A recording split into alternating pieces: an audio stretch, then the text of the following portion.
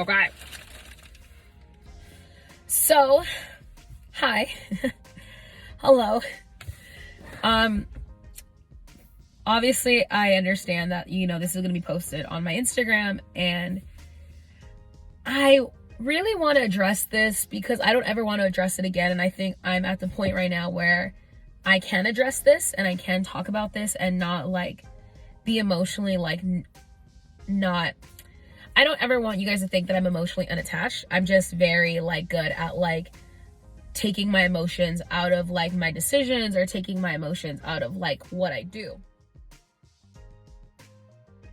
I've been wanting to make this for a while. Because I am very closed off to people. I'm very I'm transparent to an extent. I let you see and I let you know what I feel comfortable letting you know. And I think that's with everybody. I don't think anyone wakes up and they're like, oh, let me tell you my life story. Because, at the end of the day, people who know me know my life story. People who've lived with me, they understand where I'm at in life now. And, they understand the growth that I've made till this day. Because I'm growing. I'm becoming a way better person. I'm a better person today than I was yesterday. And I'm sure as hell a better person today than I was a couple years ago.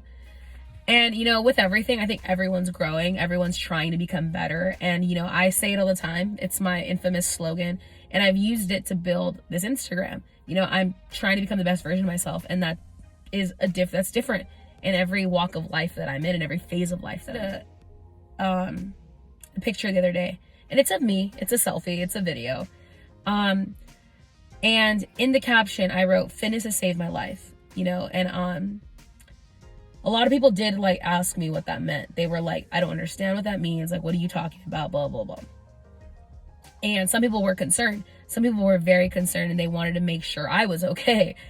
And I'm fine with fitness, because I think that's something that people are kind of skeptical about, especially because if you've known me for a significant amount of time, fitness wasn't something that I fell into. Fitness wasn't something that I was just one day I woke up and I was like, oh, I want to become fit. No, that was never the goal. That was never, that was never anything that I set out to do.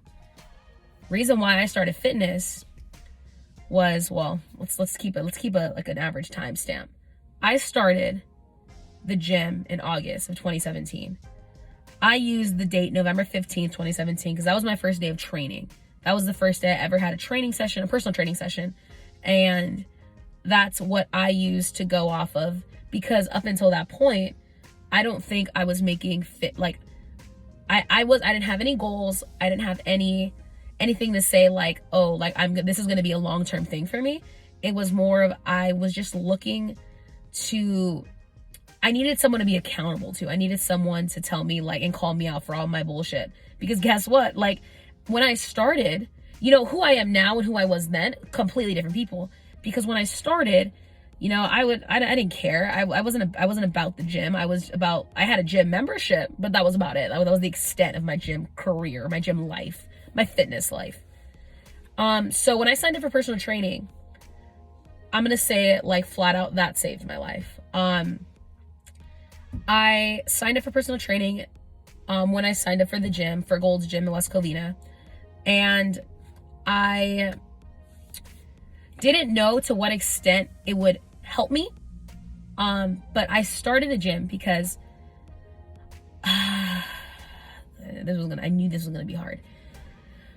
So my grandmother, who since now has passed away, and she was she is the strongest member of my family. Be strong, and what it meant to be courageous, and what it meant to put someone in front of your life, dedicate your life to someone else. She was the epitome of everything that I am today.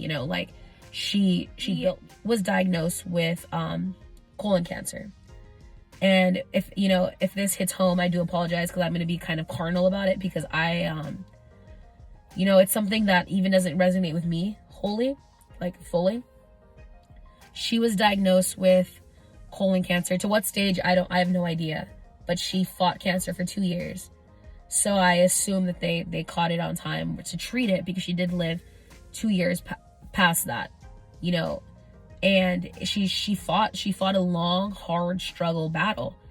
And I saw that, you know, and that was the thing, you know, like my grandma's a fighter, and my grandma was, you know, just so strong and so courageous. And up until like the day of her passing, she was strong. And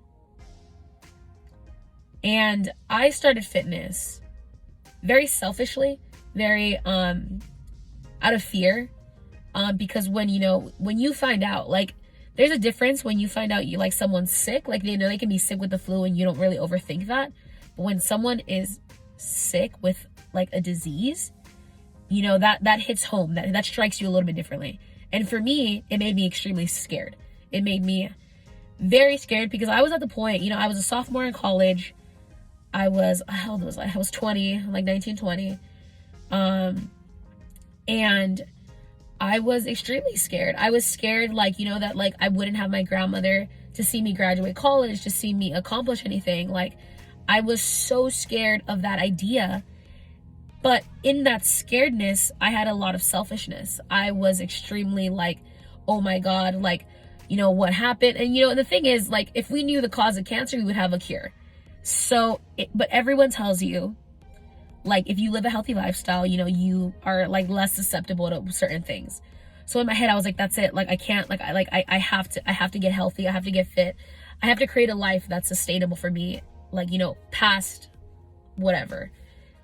And when I'm scared, I'm impulsive. So I remember telling, my best friend, and I was like, hey, like, I want to sign up for a gym. And she had just signed up for Gold. Like, yeah, like, I'm down. I spent every single last dime that I had in my bank account that day.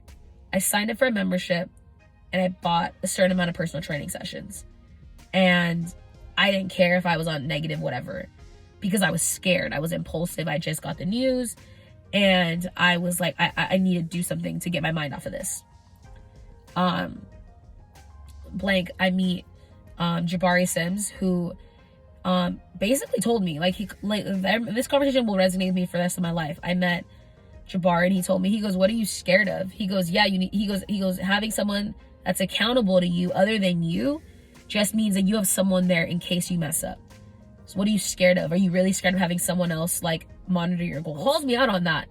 And because I was so scared internally that nobody knew what I was going through. So I was so scared internally. I was like, okay, like, signed up, didn't think twice about it, whatever.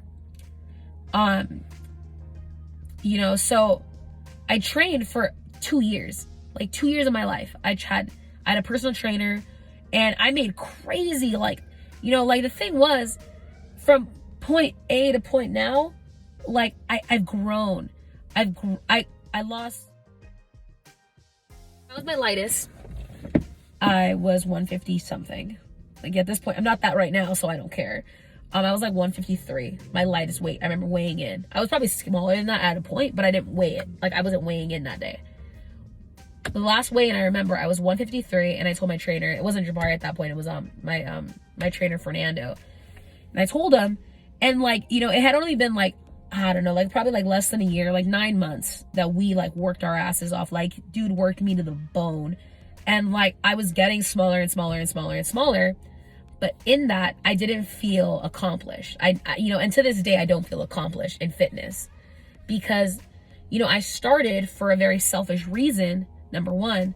Number two, while I was fighting to get smaller, stronger, my grandmother was fighting a different battle. And this will always resonate with me. This will always be a part of me. You know, like, I can't, you know, I don't regret a lot of things, but my grandmother was fighting a battle and I saw her deteriorate in front of me. Your loved ones go through something and you physically can't do anything to help them. It's hard. It's a hard mental battle. It's a hard place to be in physically and emotionally. And my escape from that was the gym. You know, there was days I remember leaving, like, my grandmother, I would go with my grandmother every so often to chemotherapy. And I would sit there and watch, and obviously in fear. And I was just like very hopeful because, you know, like, your take on cancer is very different from like who you're talking to, but I was scared. And I remember Oh, this was not supposed to be this talk.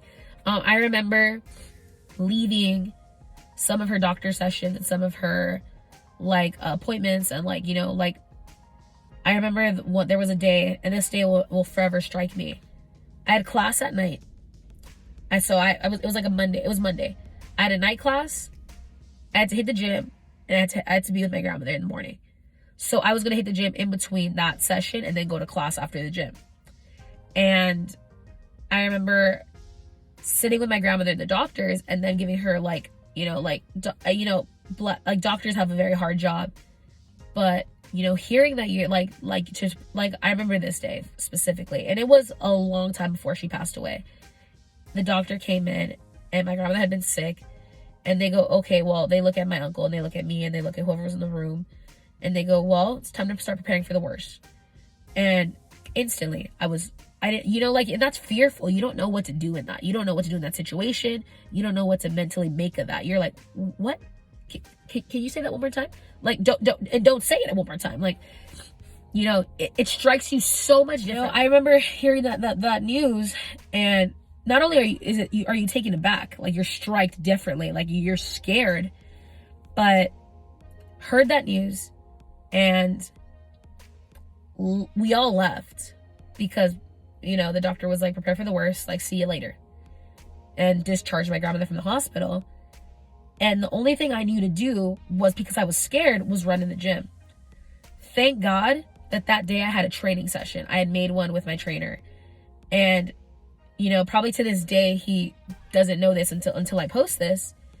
I got that news that day, and I was wrecked. Like, internally, I was gone. Like, I didn't want to talk to anybody. I didn't want to be anywhere. I wanted to run. I wanted to hide. I wanted to put my head in the sand, and I wanted to just disappear, you know, like, you know, cowardly. I wanted to disappear. I made a gym session, and I made a commitment to be there. So I went, you know, even in my distraughtness. And I remember that workout probably being the hardest workout I'd ever had to push through, because I was emotionally so distraught that I didn't want to talk about it, nor did I want to have anyone feel bad for me. That was the hard part, was that, like, internally I was going through so much, but I wanted to be strong. I wanted to perceive myself as very strong and very, like, I didn't want anyone to know that was going wrong. As far as everyone knew, up until, like, you know, because obviously now it's been a long time since that day, everyone thought I was fine. You know, I had like some off days, but that doesn't strike anyone as weird, you know? Like, no one knew what I was going through. Nobody knew, like, the turmoil that I was in. But everyone knew that I was strong, or everyone knew that I was working to become better, and that's all I wanted people to know about me. I didn't want anyone to know, like, what was going on, because I didn't want anyone to feel bad for me. I didn't want anyone's self-pity. I didn't want any of it, because at the end of the day, I wanted people to know, like, hey, like, I'm strong, I'm this, I'm this, I'm this, I'm this, and all positive. I didn't want anyone to look at me, like, negatively, or be like, oh, you're going through it, like, something's wrong, like, oh, we should be easy on you. Like, no, didn't want it. And, you know, fast forward to where I am now, you know, I am so grateful that, you know, 2 years ago, I invested in myself. 2 years ago, I decided, like, hey, I was worth fighting for, and I was worth investing in. Even out of selfish reasoning, I am so thankful for that, because I needed it. I needed someone to grow in myself. I needed to grow some confidence. I needed to grow I needed to figure out who I was as a person. Did I think that would ever come through fitness? No, I didn't. But I don't know who I would be without the gym. The gym has been not only my safe haven, the place that I run to when I don't know what to do. Because guess what? If it's a leg day, a back and bicep day, triceps, chest and shoulders, cardio, I know what to do. I know how to, like, put myself through a workout. I know how to push myself to, like, my limit. And I know how to grow, and I know how to, like, shrink, and I know how to do this. But I didn't know, and I still, like, struggle with it, but I'm getting better at it. I don't know how to, like, emotionally be open with people, or emotionally be available to people, because it's not something that I do naturally. You know, I'm not like this overly emotional being. Like, as far as people know, the only emotions you'll ever see from me is that I'm extremely excited, I'm extremely hype, and I'm always ready to grind. My grind is different from a lot of people because I don't put in emotions into my workouts. I know that I can lift a certain amount of weight. I know that I want to lift more than what I can lift right now. And I know that I can push myself to a limit. And I know when I can do that. I know when I can't do that. And that's kind of like to the extent of what emotion I want to perceive to people, is that I want people to know that I'm growing. I'm getting stronger. I'm getting mentally stronger, emotionally stronger. And I've gone through a lot in these last couple months that have allowed me to grow in this area and grow just tremendously in like where I'm at in life. I'm in a better place now than I probably have been in a long time. Emotionally, in the relationships that I choose to have with people. I feel very good in like where I'm at, where I stand. Emotionally and like, to the fullest extent, I'm extremely strong. Mentally, I'm strong. And I think that like the takeaway from this, and even in making this, like that's the reason why I started fitness. I started fitness and I fell in love with fitness because I had people that hold me accountable to what I was doing, hold me accountable to myself. And even though emotionally I didn't open up to the people that I had closest to me, that was my mistake. That was a mistake that, I don't regret much, but I do regret that. I do regret not letting people in when I should have, because I think the people around me, I trusted them, but I was scared to like it's very carnal. It's very hard. Like people care about you. When people care about you and that, you don't ever want to like disappoint them. And I think my biggest fear was that if I let people in emotionally to what was going on, I would let them down. Days are hard. Talking about this is hard. And I didn't know if I was going to be able to get through it without like the waterworks. And I'm at 21 minutes and I got through it. Talking about this is hard. Talking about like why I started fitness, like what keeps me so motivated is the fact that I started out of fear. I started because I wanted to do something and become something. And, for what it's worth, I don't regret that, because I think that's the one decision that I made in life that has helped me so much. Because if I was the same person I was 2 years ago, I don't know if I would like myself. I for sure wouldn't like myself. I would hate myself. I know that for a fact. I would hate looking in the mirror. I would hate going out. I would hate buying clothes. I would hate taking pictures. But the person that I am today is confident and secure, and it doesn't need validation from people, and is strong, and is emotionally open and present with other people in my life. And I'm healthier mentally, physically, emotionally, spiritually today. I am way more confident. I am strong. I'm hopeful. I'm loving. And I'm getting better.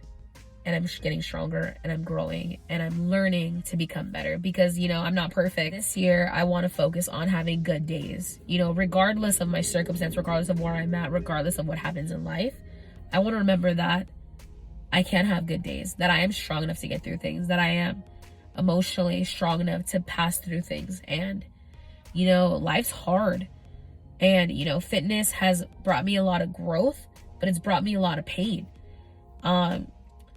Prioritizing yourself, you would assume, is the best thing you can do for yourself, but it's also the thing that drives people insane. When you prioritize yourself, you lose friends, you lose connections, you lose a lot. I lost a lot. Not only did I lose a lot of weight, I lost a lot of friends. I lost a lot of opportunity. I lost a lot of, well, let's not be negative. I didn't lose anything. I gained new perception. I gained a new outlook. Sure, I lost friends. I could agree to that because it happened. there's a lot of people who support me from the outside. There's a lot of people who don't support me from the outside. And at the end of the day, I am motivated by me. I'm motivated to become stronger. I'm motivated to become smaller. I'm motivated to become leaner. And I have given up on trying to appease everybody and trying to make everyone like me. Like, at the end of the day, it's not going to happen for me. Like, I'm a one track disc. Like, I'm very okay with where I am in life, because I'm 22 years old. I have a job. I'm about to graduate college, and the gym is my priority.